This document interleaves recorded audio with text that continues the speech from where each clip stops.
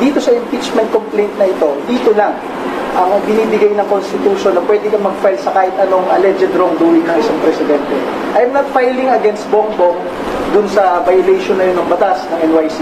I am filing against him because napakaraming Pilipino ang naghahanap ng kasagutan kung bakit isang Pilipino ay sinurrender sa mga dayuhan. Ang pinafile natin ditong articles of impeachment is a culpable violation of the Constitution and betrayal of public trust.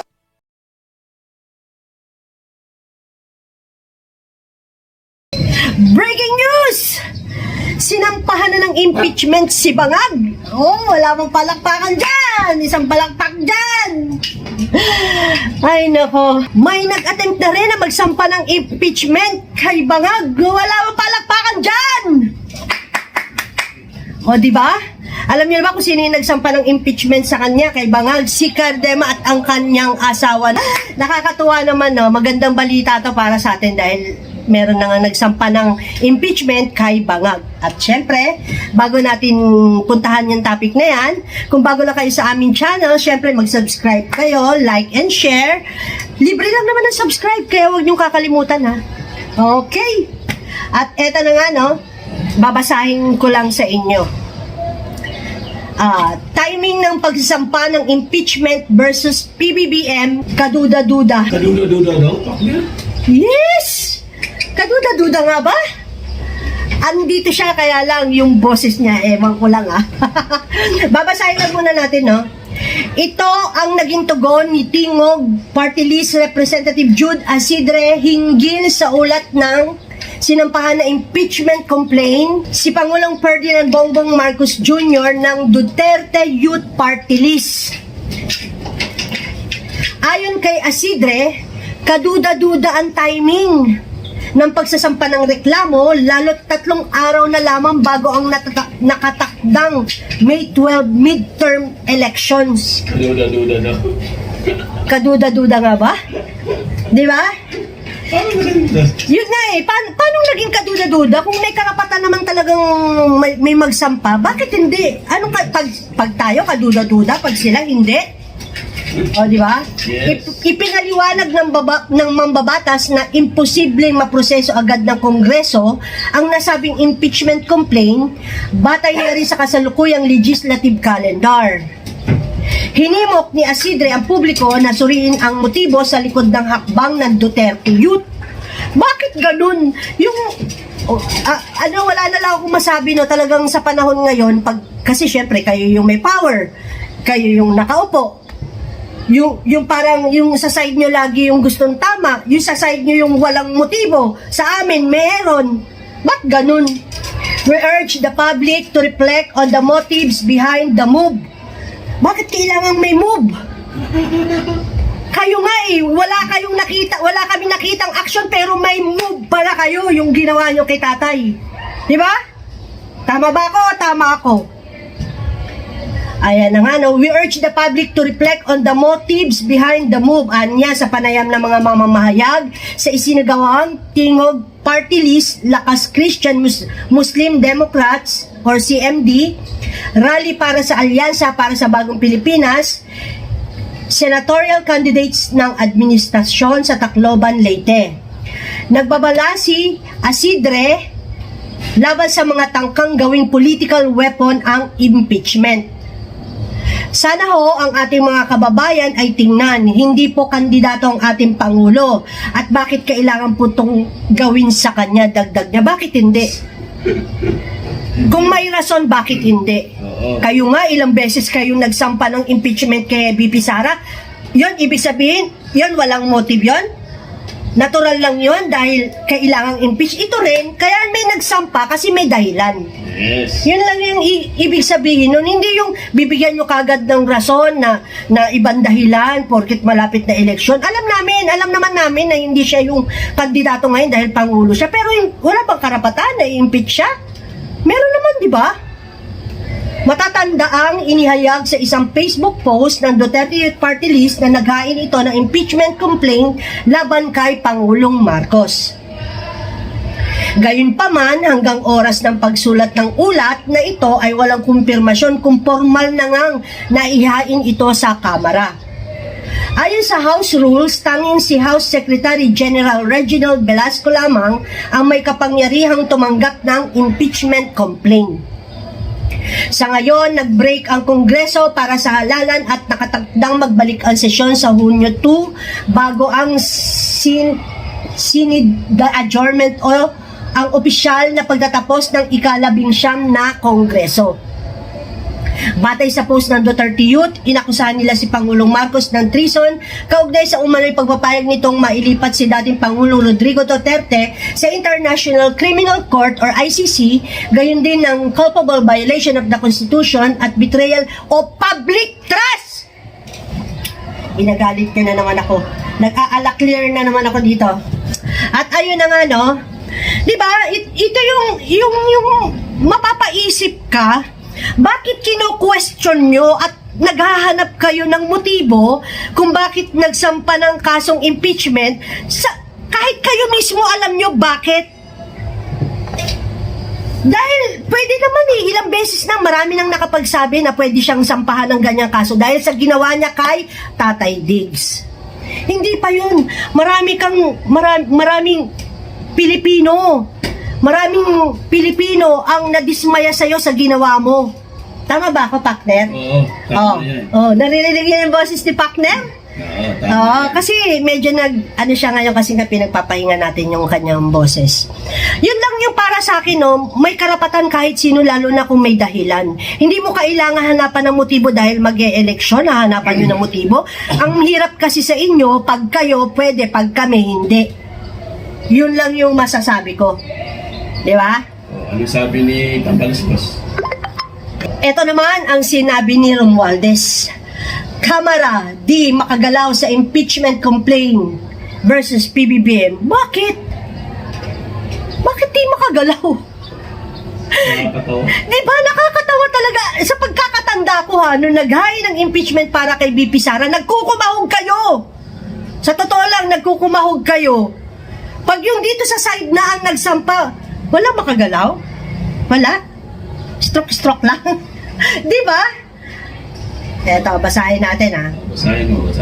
Tacloban City, nilinaw ni House Speaker Ferdinand Martin G. Romualdez na hindi makakagalaw ang malaking kapulungan sa impeachment complaint na ihahain laban kay Pangulong Ferdinand Bongbong Marcos Jr. habang nakareses ang Kongreso. Yes, nakareses nga naman. Well, wala pa tayo. We're not in session right now. So, not much can be done, di ba? Okay. Tanggap. Ani Romualdez sa isang ambush interview pagkatapos ng Region 8 Unity Rally. Wala aniya si House Secretary General Reginald Reggie Velasco para tanggapin ang impeachment dahil siya ay dumalo sa isang seminar. So, kailan naman yung seminar na to? Kung nakaraan pa yan na ihain sa kanila, hindi niya natanggap, so ilang araw kaya ang seminar na sinasabi nito ni Romualdez, no? At sa pagkaalam ko po, maski yung SecGen, nasa seminar sila. So we may have to wait for the proper time to consider that. Napakabagal nyo. Ang impeachment complaint laban kay Pangulong Marcos ay itinutulak ng Duterte Youth Party List. Ang reklamo laban sa Pangulo ay nakaangkla sa paglabag sa konstitusyon, betrayal of public trust. Di ba? O, public trust. So, yun pa lang, public trust. Doon pa lang, kailangan ba questionin nyo ang motibo? Bakit? Bakit nagsampa ng kaso sa ginawa niya ba? Alam mo, sa pagkakatanda ko lang po nung pumutok yung kay Tatay Digong, napakatahimik nila, lalo na siya. Di ba? Sige, sabihin niya na wala siyang kinalaman doon. Pero leader ka, wala kang sinabi, wala kang ginawa, wala kang aksyon na ginawa, wala kang aksyon na kung ano-ano pa. Meron ka man sinabi pero parang pang-ano pa yung, ewan ko, basta hindi ko, para sa akin lang po to opinion ko lang po to hindi ko nagustuhan yung naging action mo nung nakuha na si Tatay Digong. So public trust doon pa lang talagang hindi ka nakarapat dapat para sa aming mga Pilipino. Ewan ko sa iba, kasi syempre kaano mo yun di ba? Yeah, tama. Okay, partner, meron daw in-endorse ang INC. Yes, may in-endorse ang INC. Bali tatlo yung endorse. Tatlo ang in-endorse niya ng INC nga pala ha. Guys, ito ha. PDP yan PDP. PDP. Si Senator Ronald De La Rosa, Senator Bongo, at si Rodante Marcoleta. Yes. Tama ba? Galing. Yan po ay according to sample ballot released by the INC, it is endorsing the following senatorial candidates. Yes. Dito na po tayo sa mga kandidato, no? Ano pong masasabi nyo about dito sa hindi pala natin pwedeng questionin kasi syempre, yun po yung gusto nilang itaas eh. Pero huwag kayong mag-alala kasi may kasama naman po na PDP yan. Ngayon, nasa sa inyo na po yan kung sino po ang dadalhin nyo. Pero ako po kasi Duterte po ako. Di ba? Ano po, wala pong humahad lang sa inyo, kagaya po, syempre, INC, yan po yung sa inyo, nadadalhin nyo. Nasa sa inyo na po yan, pero sa ibang tao, wag po kayong mahirapang magdesisyon kung yan po yung, ito po ay sinasabi ko dun sa hindi INC ha, kasi iba naman po yung INC. Sinasabi ko to sa mga hindi INC na nasa sa inyo po yan kung sino po ang mga dadalhin nyo. Pero para sa akin po, yan po yung dadalhin ko, straight PDP po ako. At syempre, meron pa akong idadagdag na dalawa, di ba? Oh, yan, kami ni partner. Nasa sa inyo po yan, ha? Hindi po namin kayo pinipilit, wala pong pumipilit sa inyo. Desisyon nyo pa rin po yan. At nakakatuwa lang dahil may tatlong PDP na sinama.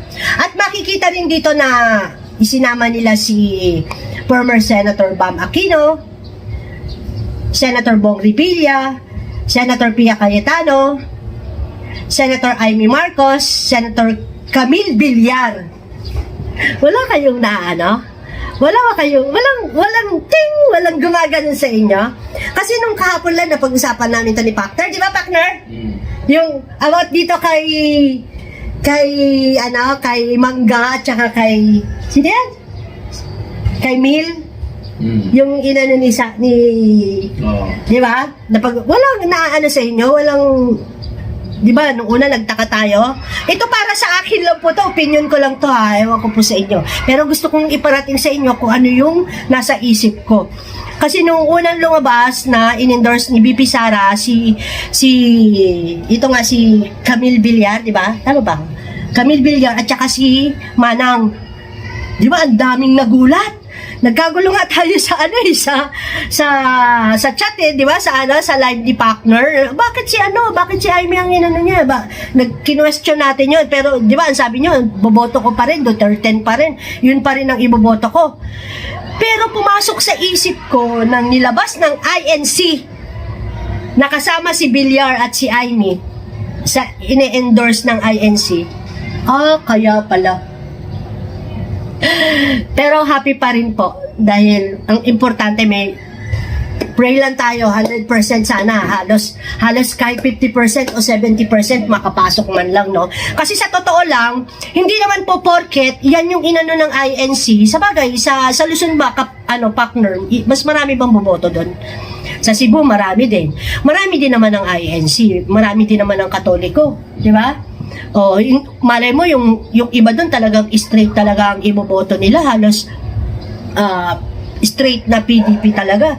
Kasi sa totoo lang pag nag-i-scroll ako sa FB, halos nakikita ko talaga gusto nila PDP. Dahil nga sa nangyari kay tatay, sila, mas trust nila yung sa side ng Duterte kesa sa administrasyon ngayon.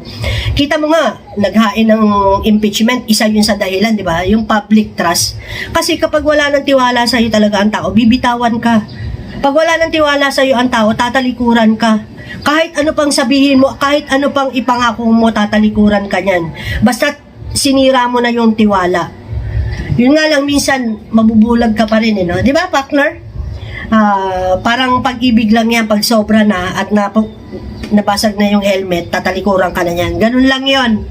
So dahil leader ka, maraming tao ang nadismaya dahil sa ginawa mo. Okay na sana kung ang ginawa mo ay pinagtanggol mo kahit konti, di ba?